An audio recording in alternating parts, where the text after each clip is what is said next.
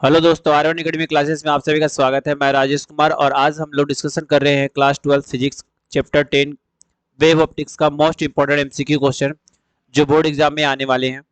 तो आप लोग इसको देखिए, अच्छे से याद कीजिए और बहुत ही एक्सपेक्टेड क्वेश्चन हम लोग डिस्कशन कर रहे हैं। बहुत शॉर्ट वीडियो होगा, टेंशन नहीं लेना है। चलिए ठीक है, पहला क्वेश्चन देखिए।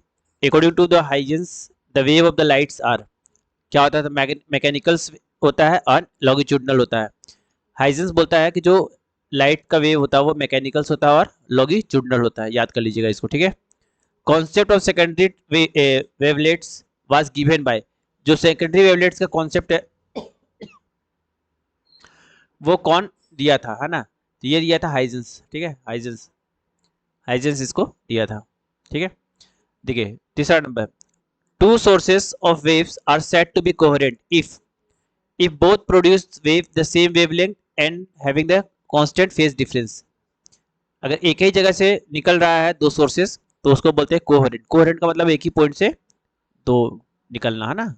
एक ही पॉइंट से, इस तरह से।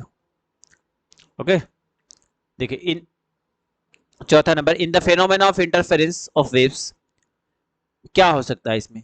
There is no loss of energy, no gain of energy, only redistribution of energy. Okay, interference of wave में सिर्फ क्या होता है? नो लॉस ऑफ एनर्जी होता है, नो गेन ऑफ एनर्जी होता है, सिर्फ रिडिस्ट्रीब्यूशन ऑफ एनर्जी होता है। याद रखना, ना ही एनर्जी का लॉस होता है ना ही गेन होता है, सिर्फ डिस्ट्रीब्यूट होता है एनर्जी जहां पर इंटरफेरेंस फेनोमेना होता है वेव का। याद रखना, ठीक है।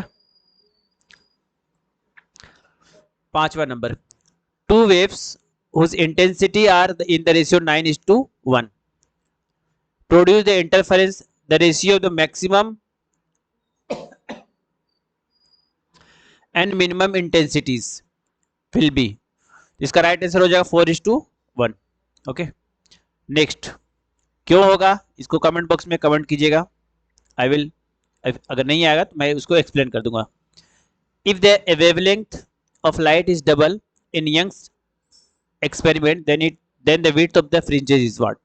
अगर वेवलेंथ डबल अगर कर दिया जाए यंग्स एक्सपेरिमेंट का तो विड्थ, फ्रिंज का जो विड्थ होगा वो क्या होगा? वो भी डबल हो जाता है, ठीक है।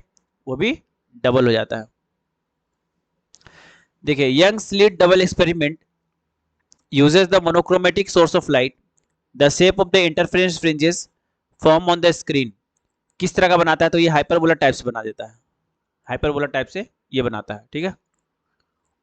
the size the size the obstacle of the diffraction of light is be of the order of the wavelength of light, ठीक है।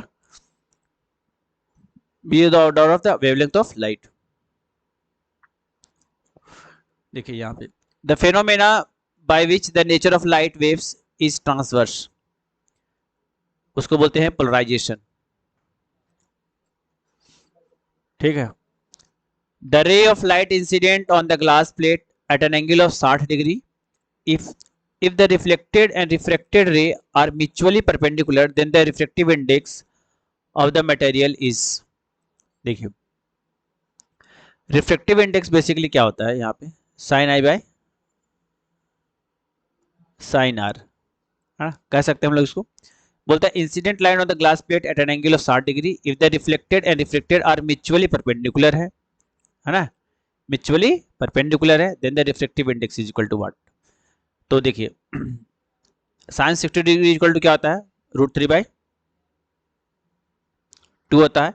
और इसको अगर म्यूचुअली परपेंडिकुलर बोलेंगे तो यहाँ पे क्या हो जाएगा? ये 90 माइनस थीटा हो सकता है, ये आर तो 90 माइनस आई हो जाएगा। तो साइन आई बाय क्या हो जाएगा? साइन, यहाँ इसको लिख सकते हैं 90 माइनस आर, सॉरी 90 माइनस आई। क्यों? क्योंकि बोला म्यूचुअली परपेंडिकुलर, तो ये हो जाएगा क्या? साइन आई बाय कॉस आई। तो साइन 60 बाय कॉस 60 क्या हो जाएगा? √3 हो जाएगा इसका आंसर, ठीक है। इसका आंसर हो जाएगा √3।